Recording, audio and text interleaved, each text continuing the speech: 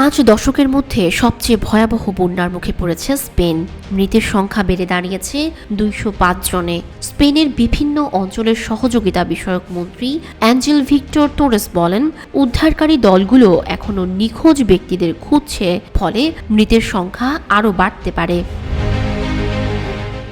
মাত্রাতিরিক্ত বৃষ্টির কারণে এখনও ঝুঁকির মুখে আছে দেশটির বিভিন্ন এলাকা।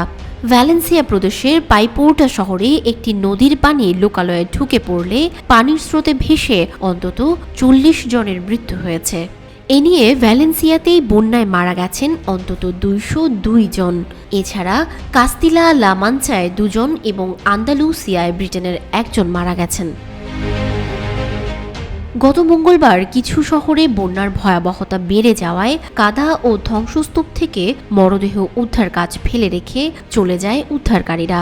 স্পেনের প্রধানমন্ত্রী পেদ্রো সানচেজ দুর্গত এলাকা পরিদর্শনে গিয়ে বলেছেন, এই মুহূর্তে সবচেয়ে গুরুত্বপূর্ণ কাজ হল মানুষের জীবন বাঁচানো।